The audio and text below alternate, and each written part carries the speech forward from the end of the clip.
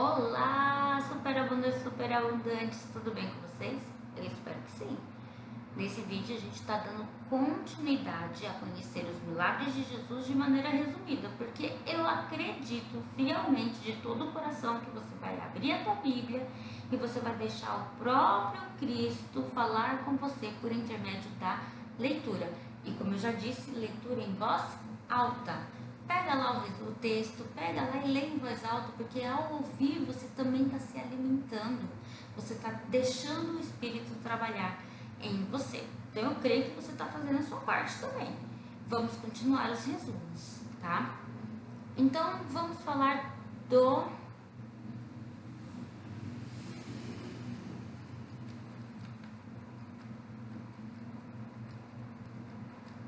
da cura do homem do tanque de Betesda.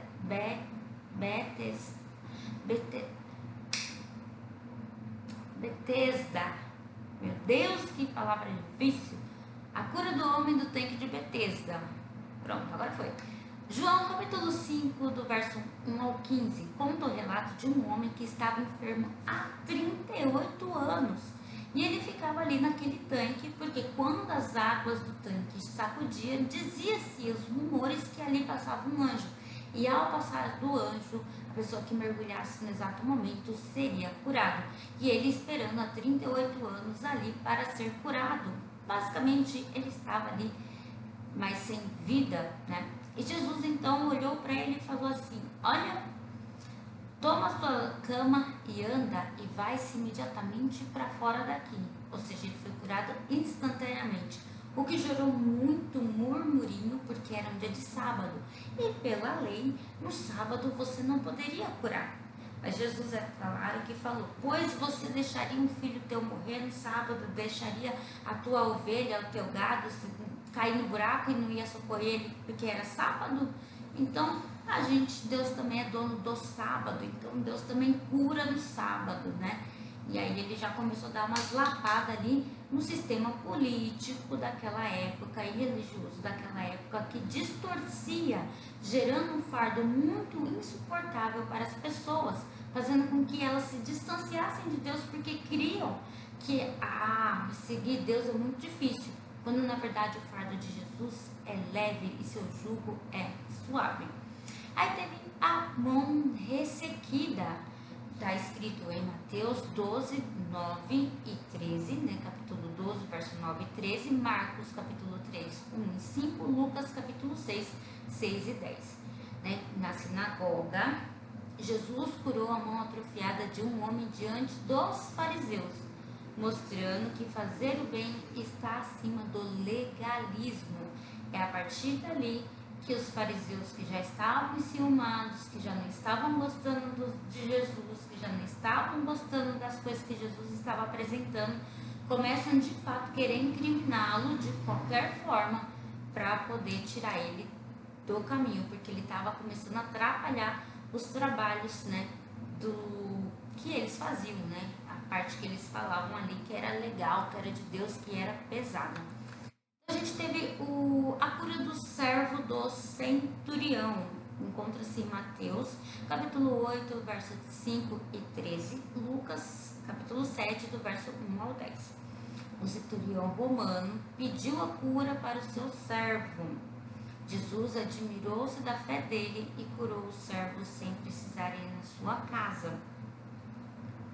E aí a gente teve então a ressurreição do filho da viúva de Naim. Lembrando que a viúva de Naim era a viúva da cidade de Naim, não que o marido dela se chamava Naim, tá?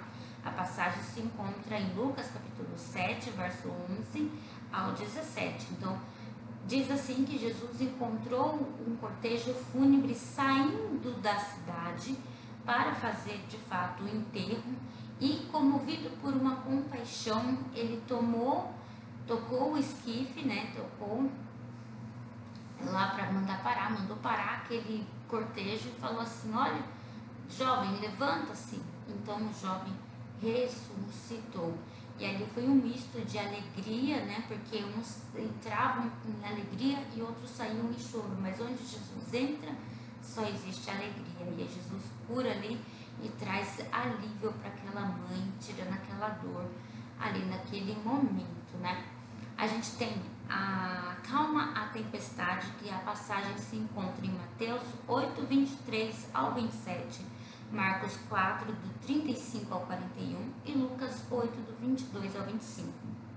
Em meio a uma grande e forte tempestade no mar, Jesus repreendeu os ventos e o mar e tudo ficou em perfeita bonança. Então ficou em perfeita calma. Ele manda que o vento e o mar fiquem quietos. E aí os discípulos dele falam: que homem é este que até o vento e o mar lhe obedecem? Ora, pois ele é Deus, né? Foi ele que criou todas as coisas, foi feitas a partir dele. Nada do que se fez foi feito sem ele. Então ele pode mandar em tudo mesmo, né? E eles ficaram ali abismados. A gente tem também a libertação do endemoniado gadareno, que é a passagem 5 de Mateus, capítulo 8, verso 28 ao 34, Marcos, capítulo 5, do verso 1 ao 20 e Lucas, capítulo 8, do verso 26 ao 39. E diz assim: um homem possuído por muitos demônios, uma legião, foi totalmente liberto por Jesus. Esse homem, ninguém passava por ali, ele vivia no meio do cemitério, num lugar horrível, as pessoas tinham medo dele, ele era muito atormentado. E quando Jesus chega, os demônios falam: que você, filho de Deus, vai fazer o que aqui atormentar a gente? Poxa vida. Aí Jesus fala: cai fora todo mundo aí desse homem, libera ele aí, que em nome de meu nome mesmo, né? Em nome de meu nome. Aí os demônios cascaram para os porcos, né? E aí eles caíram na ribanceira. E aí é falado ali, uma das primeiras vezes que a Bíblia vai falar o nome de um demônio chamado legião, que é um conjunto de demônios, não é são vários demônios, né? E aí depois a gente tem a cura da mulher do fluxo de sangue, seguido da ressurreição da filha de Jairo, né? Por que os dois é seguidos, um junto do outro? Porque um complementa o outro. Porque começa primeiro com a ressurreição da filha de Jairo, que estava doente, a menina tinha um problema, e Jairo vai até Jesus pedir socorro para Jesus. No meio do caminho entre Jairo está pedindo socorro, e Jesus chegar à casa de Jairo, tem uma mulher que está enganada pela medicina, que toca em suas vestes e é curada.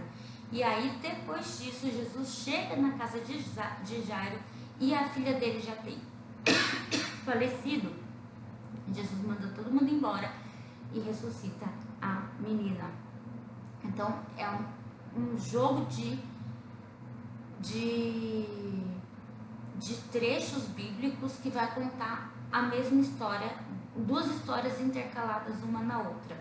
Então, a cura da mulher passa em Mateus 9, capítulo 9, verso 20 e 22, Marcos, capítulo 5, verso 25 e 34, e Lucas, capítulo 8, verso 43 e 48, que diz que uma mulher já estava sofrendo há 12 anos e quando tocou nas vestes de Jesus, ela foi curada imediatamente. Tanto é que Jesus fala: alguém me tocou, e porque de mim saiu virtude. E aí, vou ficar quieta, não vou falar, falei: fui eu, o Senhor me perdoe. E ele falou: vai, filha, a sua fé te salvou, né? Então, ele precisava identificar que aquela mulher estava curada e livre do seu fluxo, para que as pessoas ao redor pudessem aceitá-la novamente. E aí, a passagem da filha do Jairo se encontra no capítulo de Mateus, capítulo 9, 18 e 26, Marcos, capítulo 5, 21 ao 43 e Lucas, capítulo 8, verso 40 e 56.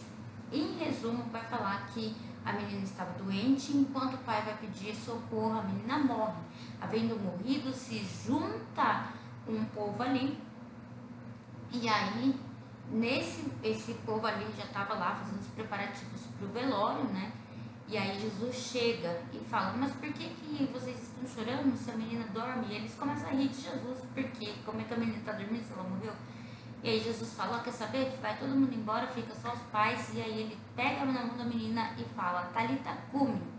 E a menina revive. Lembrando que Talita não é o nome da menina, tá? É uma expressão hebraica que quer dizer aí, tipo, ressuscita, volte à vida, tá? Então não é o nome da menina. Aí a gente tem a cura dos 2 cegos. A passagem se encontra em Mateus capítulo 9, 27 e 31. Haviam 2 cegos pedindo por misericórdia, e Jesus tocou em seus olhos e eles passam a enxergar. E aí a gente tem a cura do mudo endemoniado, capítulo de Mateus 9, 32 ao 33, que é o homem que não falava por causa de uma possessão demoníaca, mas foi libertado e voltou então a falar. E aí a gente tem a grande primeira multiplicação dos pães e peixes, que foi a primeira que Jesus fez lá no Sermão do Monte, se eu não me engano. Está em Mateus capítulo 14, verso 13 e 21, Marcos capítulo 6, do 30 ao 44, Lucas capítulo 9, do 10 ao 17 e João do capítulo 6, do verso 1 ao 14. Veja que todos os 4 evangelistas, né, os evangelhos Mateus, Marcos, Lucas e João, vão retratar o mesmo milagre, porque ele foi aí um dos maiores de Jesus, onde Jesus alimentou cerca de 5.000 homens, além de crianças e mulheres que não estavam na contagem, com uma pequena quantidade de alimento. Eram 5 pães e apenas 2 peixinhos que foram multiplicados aí. Então é interessante, né? Porque essa primeira multiplicação faz com que Jesus se posicione para muitas e centenas de milhares de pessoas que estavam ouvindo a sua palavra, a maneira como eles falavam. E muitas dessas pessoas não eram fariseus, não eram pessoas religiosas, eram pessoas normais, às vezes judeus que achavam que não tinham mais esperança, mas que Jesus trouxe esperança para eles a mostrar que o reino de Deus é leve, é fácil, que você não precisa seguir um monte de regras para chegar lá, mas que você precisa ser verdadeiro adorador. E aí ele vai falar sobre as bem-aventuranças e vai dar um sermão bem bonito. Depois a gente tem Jesus anda por sobre as águas, que está em Mateus capítulo 14, 22 e 33, Marcos capítulo 6, do 45 ao 52 e João capítulo 6, do 16 ao 21. Durante a madrugada, Jesus foi ao encontro dos seus discípulos caminhando sobre o mar. Essa passagem é interessante não apenas porque Jesus pode andar sobre o mar, porque a gente sabe que Ele é o nosso Deus, Ele é poderoso e maravilhoso e pode fazer todas as coisas. Mas é interessante pela audácia de Pedro, que fala, se és tu mesmo, faz com que eu vá até ti. Ele fala, vem queridinho. E aí Pedro vai, começa a andar, mas aí ele começa a ver o mar e ele se apavora e me socorre. E aí ele afunda e Jesus, é lógico, está ali para socorrer ele, fala, é homem de pouca fé, mas ainda assim, mesmo que pouca, ele teve a audácia de andar junto com Jesus no mar, né? E para finalizar o vídeo de hoje, vamos falar sobre a cura da filha da mulher cananeia. Essa é uma das passagens que eu gosto muito,